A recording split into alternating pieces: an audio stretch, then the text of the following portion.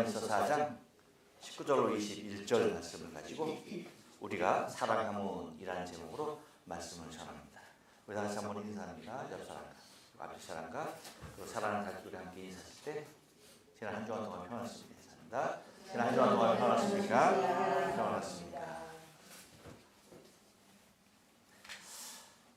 비가 옵니다. 비가 오는데 왠지 기분이 좋습니다. 여러분은 별로 안 좋은 표정, 여러분들 지금 보니까 표정이 좋아졌어요. 왠지 좋습니다 하니까 여러분 표정이 좋아졌어요. 가을비 우산 속에 눈물이 맺히기도 하지만, 그렇죠? 옛날 그 최영 씨 노랫말처럼 우리의 마음 가운데 차분함을 더하는 가을비가 아닐 수가 없습니다. 이유를 생각해봐요. 왜냐하면 올 여름 너무나 더웠기 때문이죠. 너무나 큰 더위에 대지도 지쳐있고, 그리고 모든 식물들도 힘들어하는 분위기에서 비가 오니까 너무나 평온해 보입니다. 또 특별히 오늘 이렇게 또 비가 오니까 우리 아내기들도 어디 가지 못하고 안에서 지금 갇혀 있어요. 너무 감사합니다. 참 생각해보면 은혜예요. 감사해요. 왜냐하면 여러분 생각해 보세요. 처음에 한 달에 한 번 정도, 그렇죠? 그렇게 왔어요. 근데 한 달에 두 번, 그 다음에 이제 어떻게 해요? 매주, 그리고 밖으로 항상 나가다가 오늘 이제 또, 그렇죠? 다른 때도 비 왔으면 나갔어요. 근데 비가 오는데 이렇게 안에 어떤 분이 점점 가까워지죠. 하나님의 구원의 역사가 놀라운 그런 신비가 있는 거예요. 그러니까 다 하나님의 섭리하에 때가 있는 법이죠. 그 때가 우리에게 중요한데 얼마나 잘 기다릴 수 있느냐 하는 거예요. 물론 그냥 기다리는 게 아니죠. 기도하면서 기다리고 지는 겁니다. 이렇듯이 오늘 비가 우리에게 주는 의미는 매우 기쁨 그리고 차분함 이런 것들이 있습니다. 하지만 여러분 세계는 어떻습니까? 그 어느 때보다도 위기감이 맴돌고 민감한 분위기가 아닐 수가 없습니다. 우리가 1년 전에 우크라이나 전쟁이 터졌을 때 매우 불안한 모습 우리가 상기할 수가 있습니다. 그런데 여러분 이제 그것에 대하여 조금 익숙해지려니까 또 어떤 일이 일어납니까? 이스라엘 그리고 이스라엘을 하마스가 공격하는 그런 일들이 벌어지고 있습니다. 매우 불안하죠. 이것은 두 나라의 전쟁이 아니죠. 우크라이나, 러시아는 두 나라의 전쟁입니다만 사실은 여러분 이스라엘과 하마스, 곧 팔레스타인과의 전쟁은 매우 큰 의미를 더하고 있습니다. 여러분 하마스에 대해서 잘 뉴스를 통해서 잘 아시겠지만 하마스는 다른 것 아니에요. 하여튼 이스라엘이 이 땅에 있어서는 안 된다라고 하는 아주 가장 강력하게 주장하는 곧 팔레스타인의 수리파, 이슬람주의, 곧 민족주의다. 그렇기 때문에 이스라엘을 저항하는 세력 중에서 아마 가장 강력하게 저항하는 세력이라 봐도 될 것입니다. 이곳을 지지하는 나라들도 또한 있습니다. 여러분 보세요. 지도에서도 봐도 그 가자 지구 얼마나 돼요. 이스라엘도 작지만 그 이스라엘 땅 그 작은 땅에 비하여서 가자는 어때요? 여러분 길이 40km, 넓이 10km밖에 안 되는 굉장히 작은 곳입니다. 그런데 거기에서 사실 이스라엘이 작지만 가자에서 보면은 이스라엘은 거기에 비하면 뭐예요? 거대한 거죠. 그럼에도 불구하고 그런 공격을 퍼부을 수 있었던 것은 여러분 비단 그들이 그들 세력만 믿고 있는 것은 아니죠. 그들을 지지하고 주장해주는 그러한 세력들 또한 있습니다. 시리아를 비롯한 북한, 중국, 베네수엘라, 파키스탄, 러시아, 이란, 튀르키예, 또 그 중동의 여러 기타 나라들, 이 아랍에 있는 아랍 국가들 다 뭐예요? 다 같이 응원해 주는 거예요. 곧 이슬람 세력들이 뭐예요? 하나같이 응원을 해주고 있다는 사실입니다. 그래서 이 전쟁에 세계의 관심이 쏠리는 이유가 바로 여기에 있는 거예요. 그래서 이것이 혹시 또 3차 대전으로 번지지 않을까 하는 그러한 불안 가운데 사로잡혀 있는 것이죠. 그런데 여러분, 이 전쟁이 어디가 이길 것 같아요? 어디가 이길 것 같냐는 질문은 사실은 이 전쟁의 시작, 그 발발점이 어디인가 그것을 알면 간단한 겁니다. 여러분, 이 싸움은 어디서부터 시작되는 줄 아세요? 다른 데서 시작되는 거 아니에요. 창세기에 잘 나타났어요. 누구의 싸움입니까? 아브라함의 자손들의 싸움, 이스마엘과 이삭과의 전쟁입니다. 곧 이것은 하나님, 인간의 방법과 하나님 방법의 사이에서 충돌될 수밖에 없었던 전쟁이에요. 곧 하나님의 뜻을 앞선, 하나님의 뜻보다 인간의 선택이 앞선 것과 곧 하나님의 때를 나타내는 하나님의 뜻과의 전쟁이 바로 지금 이어지는 전쟁입니다. 그래서 여러분 보세요. 아브라함이 하나님으로부터 약속을 받죠. 내 자손이 뭐와 같이, 하늘의 별과 같이, 바다의 모래와 같이 그렇게 왕성할 것에 대하여 말씀을 해주십니다. 축복의 말씀을 해주시죠. 근데 여러분, 나이는 점점 들어가요. 근데 하나님의 약속은 언제 어떻게 나타날지 뭐예요? 기다릴 수 없는 인간의 방법이 개입되어지죠. 하나님의 거룩한 약속 가운데 어떤 방법이 개입돼? 인간의 방법이 개입되는, 기다리지 못하고 그 약속을 믿지 못하고 서둘렀던 결과가 뭡니까? 이스마엘, 하갈을 통해서 이스마엘. 하지만 그것이 하나님께서 약속하신 뜻이었습니까? 아니라는 거예요. 하나님. 그러면서 누구를 줍니까? 하나님의 때에 누구를 줍니까? 이삭을 주죠. 바로 그 전쟁이 지금까지 이어지는 거예요. 여러분, 이스마엘과 이삭이 함께 살 수 있었어요? 없었어요? 없었어요. 그래서 아브라함이 마음이 아프지만 똑같은 자기 자식인데 그럼에도 불구하고 마음이 아팠지만 어떻게 해요? 둘을 갈라놓을 수밖에 없는 거예요. 왜? 그 싸움은, 그 처음의 싸움은 곧 지금의 모습을 연상케 하는 거예요. 그 싸움, 그 첫 싸움 중에 지금의 싸움까지 뭐예요? 다 들어있는 바 되었던 것이죠. 이렇듯 여러분, 근원을 알면 쉬워지는 거예요. 결국 여러분, 이 전쟁은 곧 하나님의 방법으로 이길 수밖에 없는 거예요. 인간의 방법은 패할 수밖에 없는 전쟁이에요.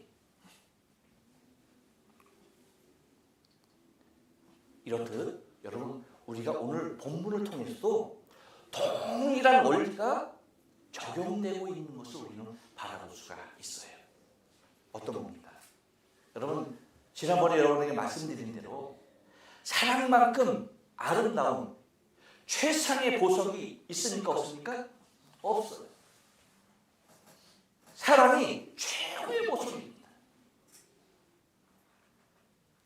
곧 영생이 있는 자들에게 있어서, 영생이 주어진 자들에게 있어서 최상의 가치는 다른 것 아니에요. 사랑입니다. 그런데 우리는 바로 이 사랑을 뭐예요? 소유한 사람들. 이 최고의 가치를 소유한 사람들이에요. 옆 사람에게 축복해 줍니다. 옆 사람이 없으면 앞뒤 사람에게 축복해 줍니다. 당신은 최고의 가치를 소유한 사람. 아유, 옆 사람한테 얘기하려니까 나한테 얘기하는 거 봐. 그래. 저와 여러분은 이 세상 최고의 가치를 소유하는 사람들이에요. 곧 우리 안에 사랑을 간직한 자들이라는 거예요. 그래서 여러분, 저와 여러분이 곧 우리가 사랑하는 자들이 된 것이에요. 그래서 오늘 본문은 우리의 최고의 가치, 사랑의 근원이 어디에 있는지에 대하여 우리에게 밝히 드러내고 있다는 사실입니다. 근원을 알면 쉬워진다 그랬다? 쉬워진다. 그래서 여러분, 오늘 본문에 있는 말씀과 같이 우리가 사랑하면 곧 우리 안에 이런 최고의 가치가 주어진 것입니다. 왜? 어떻게 우리에게 이 최고의 가치, 이 사랑이 주어져서 우리가 왜 사랑할 수 있는지에 대하여 이야기하고 있는 것입니다. 그 이유가 무엇입니까? 한번 따라서 합니다. 사랑을 받았기 때문입니다. 그렇습니다, 여러분. 우리가 사랑할 수 있는 것은요, 다른 이유가 아니에요. 무엇 때문이다?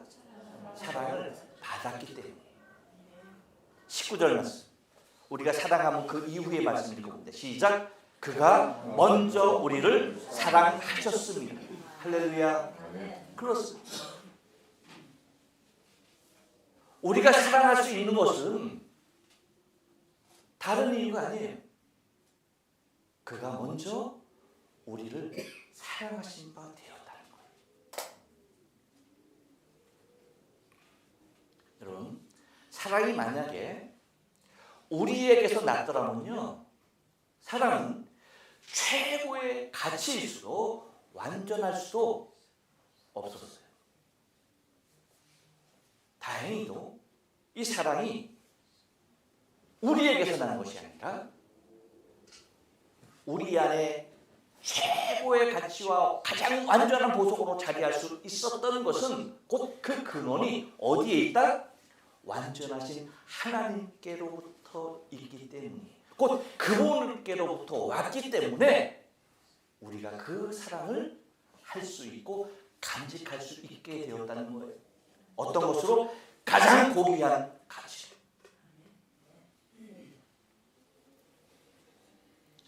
그래서 여러분, 우리가 보았던 말씀 4장 10절에서 뭐라고 말합니까? 요한일서 4장 10절에서 얘기하는 것이 뭐예요? 사랑은 어디에 있다? 여기에 있다.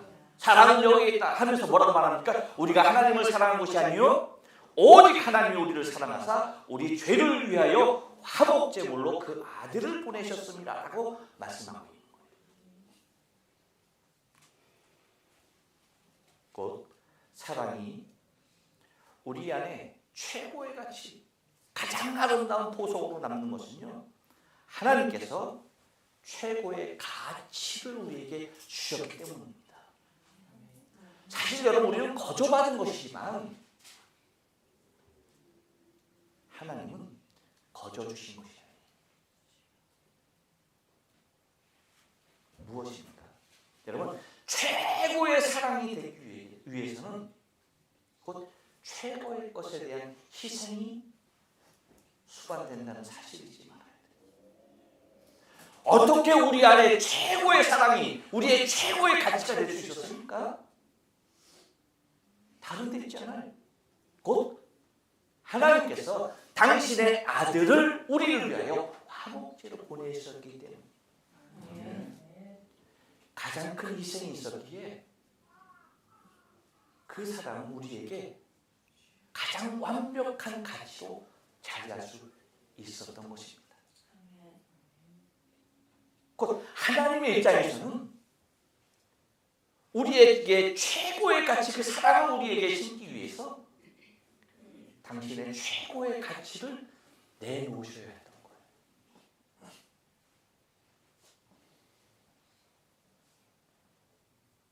여러분, 우리가 우리 자녀들이 잘 성장하고 정말 이 세상에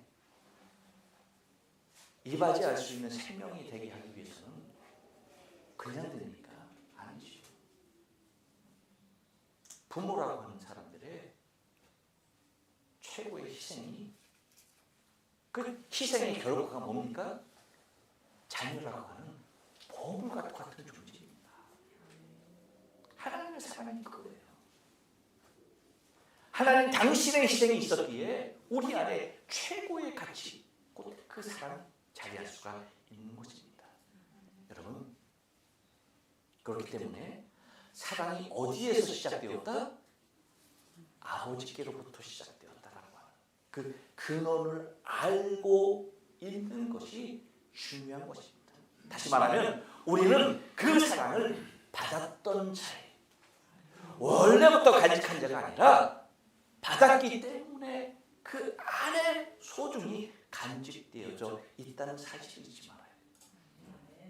그러면 여러분, 우리 또한 누군가가 이 하나님의 사랑을 간직하기 위해서는 무엇이 필요한 거예요?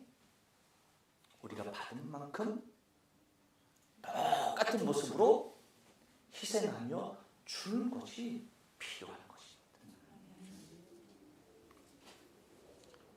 또한 여러분, 우리가 사랑하면요, 한 번 더 따라서 합니다. 영이신 하나님을 사랑하는 방법을 아는 것입니다. 그렇습니다.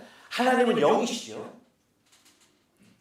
그렇기 때문에 여러분, 하나님을 사랑하는 방법은 우리가 모를 수 있어. 하지만 우리가 사랑함으로 통하여서 그 방법들을 밝혀주시고 있는 것입니다. 영이신 하나님을 어떻게 우리가 사랑할 수 있는지 20절 말씀입니다. 다 같이 읽습니다. 시작.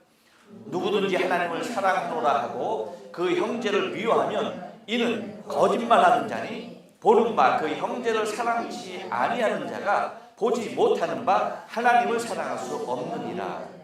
아멘. 하나님께서 창조하신 모든 만물 중에 엄청난 종류의 만물이 있죠. 그 모든 만물 중에 오직 유일하게 인간에게만 영성이 있습니다. 그래서 그 영성은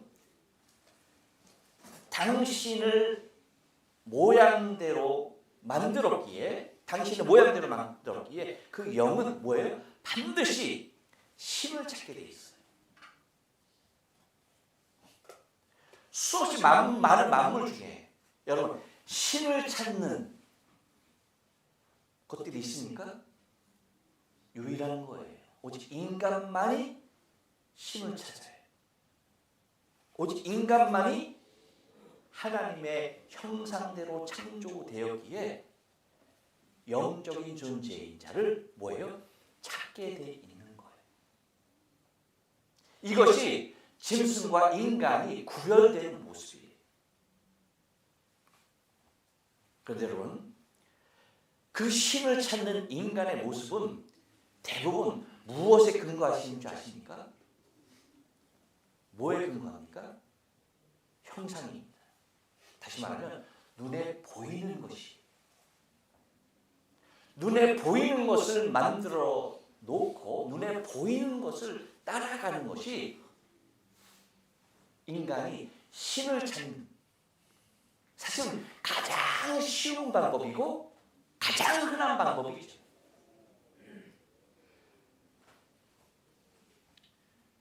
그래서 여러분 보면 다 뭐예요? 어떤 형상을 인간 스스로가 만들어 놓고 그것을 뭐라고 얘기합니까? 나의 신이라고 얘기합니다. 또한 이미 만들어져 있는 모든 만물, 이 피조물을 보고서 그것이 뭐예요? 나의 신이라고 그렇게 말하고 있는 거예요. 그러니까 매우 가시적인 것이죠. 눈에 보이는 것을 그렇게 전적으로 의지하는 것이 인간이 찾는 신의 속성이에요. 그래서 여러분, 수없이 많은 종교들을 여러분 가만히 비교해 보면요, 교리가 약하면 약할수록, 그 신앙이 부족하면 부족한 종교일수록 뭡니까? 우상의 종류와 그 크기가 차이가 있어요. 그러니까 그 교리가 약하면 약할수록 신의 형상은 매우 다양해요. 그리고 그 신앙이 부족하면 부족할수록 뭐예요? 그 신의 형상은 점점 커져요. 그게 특징이에요. 여러분 가만히 보면 샤머니즘 보면 모든 게 신이에요. 그래야 그래요. 모든 게 신이야. 그러니까 일본의 이 사상과 이 종교적인 사상과 매우 흡사하죠. 인간은 일본은 모든 게 신이잖아. 800만 귀신이라고 얘기하잖아. 모든 게 신이에요. 사람이 죽어도 신이 되고, 그렇죠? 하나하나가 모든 게 다 신이에요. 그렇기 때문에 살아계신 하나님께 돌아오기가 쉽지 않은 모습이죠. 그렇게 다양하고 종류가 많아요. 그 다음에 여러분 불교 한번 보세요. 어떻습니까? 얼마나 많은 크고 작은 불상들이 있어요. 그래야 안 그래요? 눈에 너무 쉽게 띄죠. 그런데 그것보다 조금 덜한 것이 뭔지 아세요? 천주교. 천주교도 얼마나 많은 것을 형상화했는지 몰라요. 그래서 여러분 그래서 천주교 보면 많은 형상들이 있잖아. 예수상도 있고 마리아상도 있고, 그렇죠? 여러 가지 그 성인들의 형상, 그렇죠? 얼마나 많은 형상들이 있는지 몰라요. 그런데 여러분 이것보다 조금 더 강한 게 뭔지 아세요? 형상이 없는 게 이슬람이에요. 이슬람. 여러분 이슬람 사원 가면 뭐가 있을 것 같아요? 뭐가 있을 것 같아요? 옆 사람 얘기해 줍니다. 아무것도 없습니다. 그래요. 그런데 그들의 신앙은 어때요? 엄청나죠. 그래서 여러분 이슬람 사원 가면 그냥 텅 비었어.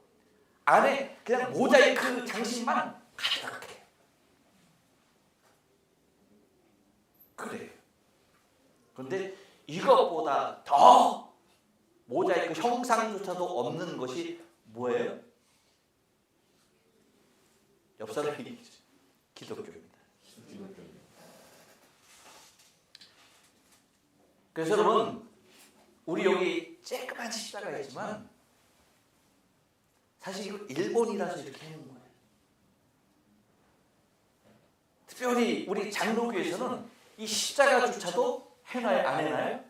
안 해놔요. 그 이유가 뭐야? 이것이 형상화되기 쉽기 때문에 그래요. 사람의 눈에 보고 이것을 의지하는 모습이 될까봐, 이것조차도 무엇이 될까봐? 그렇죠. 형상화된 우상화 될까봐 이것조차도 뭐예요? 안 걸어놓는 것이 우리 기독교의 모습이에요. 그러니까 그 무엇도 형상화하지 않는 거예요.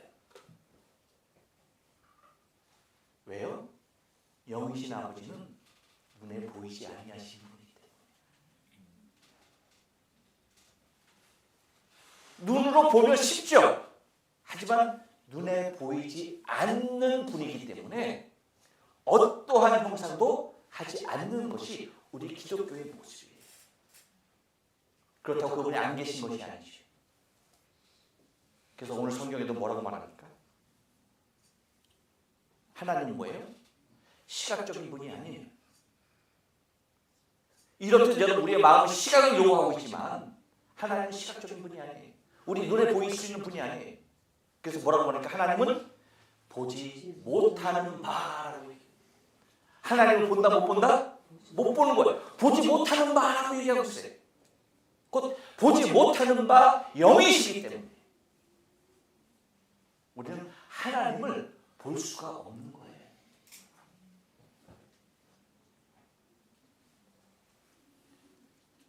그렇기 때문에 여러분 여기서 매우 중요한 교리가 나오는 거예요. 뭡니까?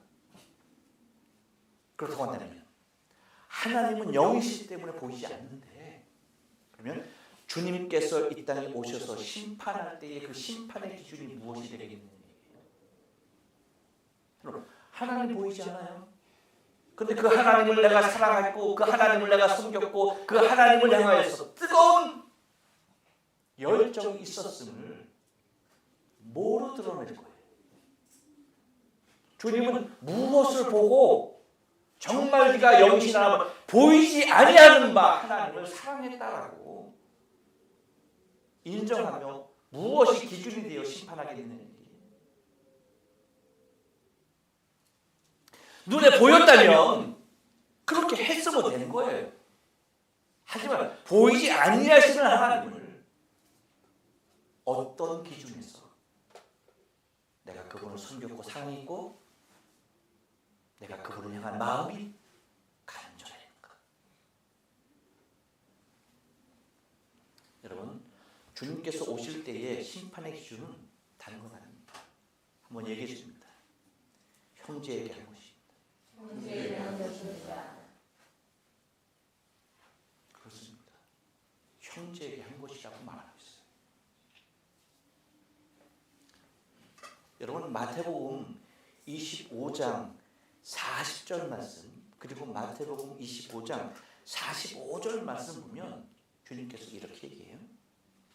임금이 대답하여 가라사대 내가 진실로 너희에게 이르노니. 그러니까 하나님께서 말씀하시는 거예요. 말하는 뭐예요? 너희가 여기 내 형제 중 지극히 작은 자 하나에게 한 것이 곧 뭐예요? 내게 한 것이다. 보이지 아니하시는 하나님께 한 것이 보이지 아니하시는 하나님께 한 것이 누구에게 한 것이다? 지극히 작은 형제에게 한 것이다. 그리고 45절에서 뭐라고 말합니까? 이어서 이에 임금이 대답하여 가라사대 내가 진실로 너희에게 이르노니 이 지극히 작은 자 하나에게 하지 아니하는 것이 뭐예요? 곧 내게 하지 아니하는 것입니다. 믿습니까? 아멘.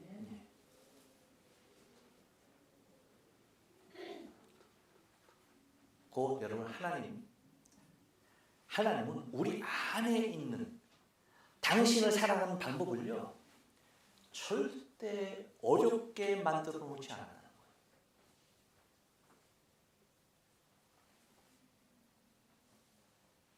가장 쉽게 그리고 언제든지 할 수 있게 그리고 누구든지 할 수 있게 그렇게 할 수 있는 장치를 마련해 놓으신 거예요. 그래서 오늘 말씀 보세요. 오늘 우리가 읽은 20절 말씀 보세요. 뭐라고 말합니까? 누구든지라고 얘기해요. 어느에게나 특정인에게 아니죠. 누구든지 그 어떤 누구나 할 수 없는 자가 없다는 것이 아니에요. 누구나 다 할 수 있는 모습으로 누구든지 하나님을 사랑하노라 하고 그 형제를 미워하면 이는 거짓말하는 것이다 라고 얘기합니다. 하나님을 사랑하는 자, 눈에 보이지 않는 하나님을 사랑하는 자들은 눈에 보이는 형제를 사랑할 수 있다 없다? 사랑할 수 있다? 사랑하면 된다? 사랑하지 않는다? 하지 않는다? 아니 뭐예요? 말이 이상하네. 사랑할 수 있다 없다? 사랑할 수밖에 없다는 거예요. 그래서 이렇게 말합니다. 보는 바 그 형제를 사랑치 아니하는 자가 보지 못하는 바 하나님을 사랑할 수 없다. 그러니까 눈에 보이는 형제를 사랑하지 않는 사람은 눈에 보이지 아니하는 하나님을 사랑할 수 있다 없다? 없다는 거예요. 눈에 보이는 형제를 사랑하지 않는 자가 하나님을 사랑한다. 이거 새빨간 거짓말이라는 거예요. 하나님께서 눈에 보이지 아니하시는 영이신 하나님께서 당신을 사랑하느냐 아니냐의 그 기준점을 사람이 그렇게 눈에 보이는 가시적인 것을 쫓아가는 것을 하나님이 아셔서 당신을 보이지 않기에 당신의 대리자로 사랑받는 당신을 사랑하는 그 모습을 받는 그 대상을 누구로 세워놨느냐? 형제로 세워놨느냐? 우리가 알아야 할 것이 남이 아니에요. 누구다? 형제라는 사람. 형제. 다시 말하면 여러분 이건 마땅하다는 거야. 당연하다는 거야. 어떠한 이권을 따져서 사랑하고 사랑하지 아니하고의 대상이 아니라는 거야. 나이면 저 사람 날 미워하면 내가 미워할 수 있지. 근데 누구라고 얘기하는 거예요? 형제. 그것도 뭐예요? 지극히 작은 자라고 얘기해요. 그러니까 이거는 아주 가장 지극히 작은 자이기 때문에 내게 있어서 아주 가장 작은 것으로도 사랑을 표현할 수 있다 없다? 있는 거예요. 만약에 내 형제가 나보다 더 많은 것을 소유한 자라고 한다면 표시가 나겠어 안 나겠어? 내가 주는 것이 안 나지. 안 나는 게 당연하지. 하지만 지극히 작은 자에게 내가 하는 가장 지극히 작은 것으로서도 뭐예요? 하나님을 그죠? 하나님 당신을 사랑하는 그 표가 나을 수밖에 없다는 거예요.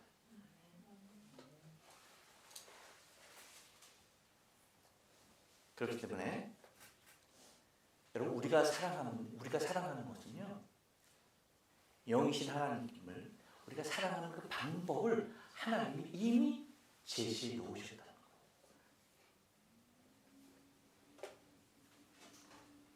바로 저와 여러분이 정말 하나님을 사랑하는 자 되길 원해요. 왜?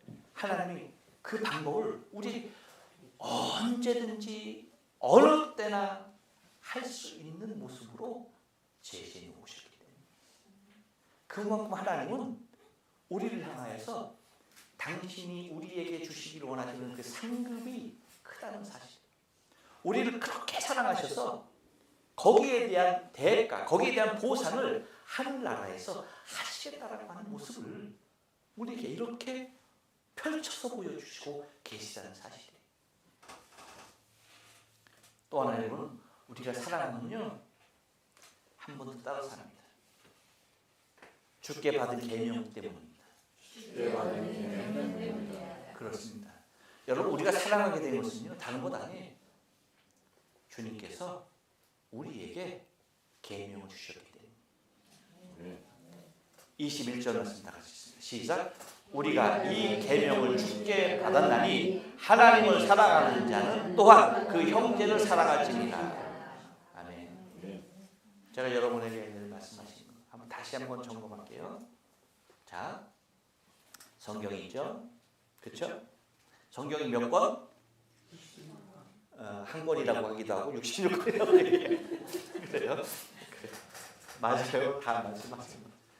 근데 이 성경은 구약과 신약으로 나눠져 있죠. 그렇죠? 그래서 여러분 구약이 말하는 것은 뭐예요? 구약이 말하고 있는 성경, 구약이 말하는 것이 뭐예요? 그렇죠. 오실 예수님에 대해서 말씀하고 있는 것이 구약이에요. 그러면 신약이 말하고 있는 것은 뭐예요? 그렇죠. 오신 예수님에 대하여서 말씀하고 있는 것이 신약이에요. 그러니까 신구약 통틀어서 누구를 얘기하고 있는 거예요? 그렇죠. 하나님이 보내신 예수 그리스도를 말하고 있는 거예요. 믿습니까? 네. 그러면 다시 한번 묻습니다. 자, 신구약을 다 들어서 말씀하시는 분이 예수님이라고 한다면 그 예수님은 이 땅에 오셔서 가장 많이 말씀하신 것이 무엇일까?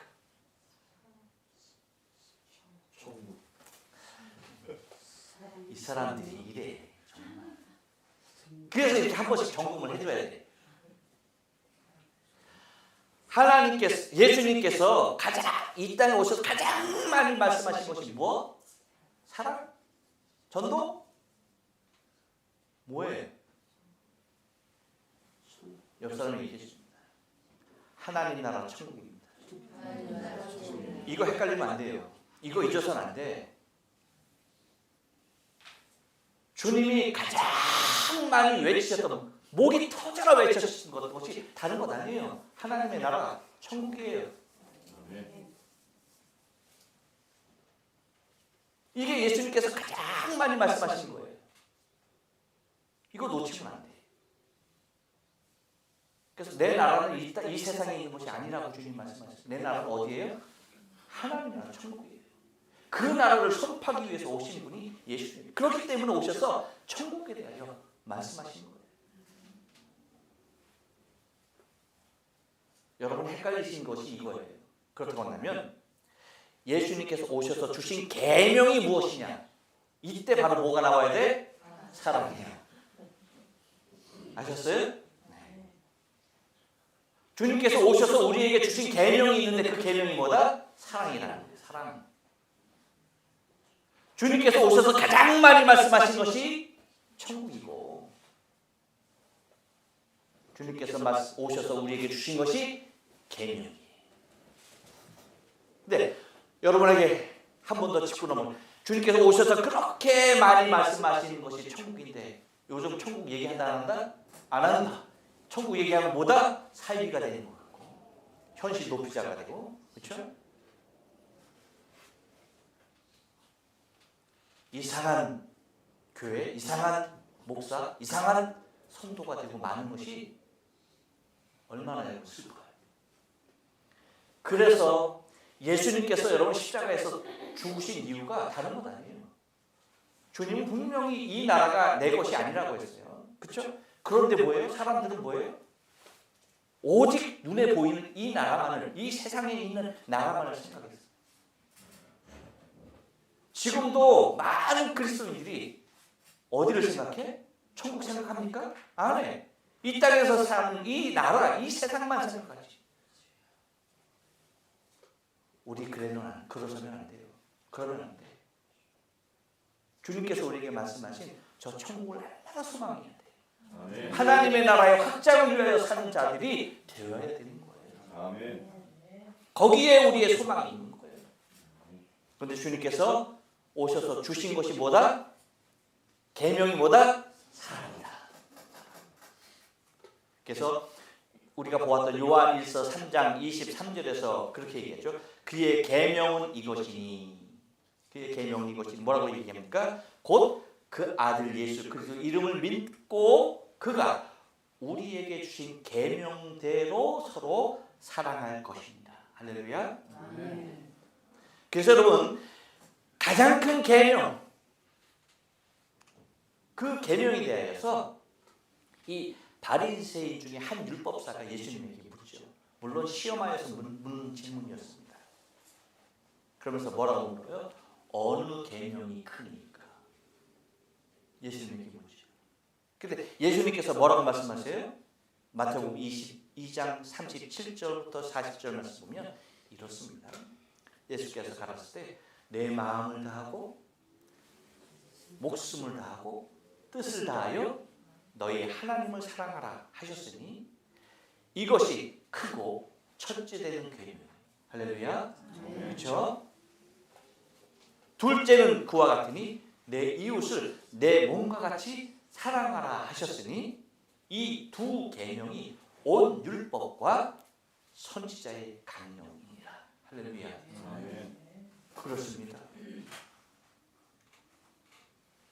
곧 주님께서 우리에게 주신 계명이 뭐냐? 사랑이에요.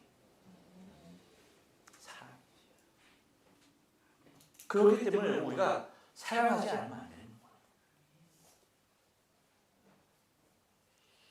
곧 사랑은 주께로부터 받은 계명이에요. 가장 큰 계명이에요. 하나님을 사랑하고 내 형제를 사랑하고 내 이웃을 향한 사랑이, 이 사랑이 주님께서 우리에게 주신 계명이에요. 그래서 우리가 그 계명이 우리에게 있기에, 계명은 뭐예요 여러분? 지키는 거예요. 그렇죠? 계명은 지키는데 그 의의가 있는 거예요. 그래서 우리가 사랑해야 하는 가장 강력한 이유는 주께서 우리를 사랑하신 것이 너무나 그 은혜에 크고, 만약에 그 은혜에 감목하여서 할 수 없다고 하면 무엇으로 해야 되는 거예요? 의무적인 모습, 계명으로도 뭐예요? 우리가 반드시 지켜야 할 것이다 라는 사실입니다. 그래서 여러분 봐요. 우리가 얼마나 복되고 행복한 사람입니까? 뭐예요? 사랑하는 자가 되고 우리가 사랑하면 사랑을 받았기 때문입니다. 영이신 하나님, 보이지 아니하신 하나님을 그분을 사랑하는 방법을 우리가 알기 때문입니다. 그리고 주께로부터 받은 계명이기 때문입니다. 기도하시죠.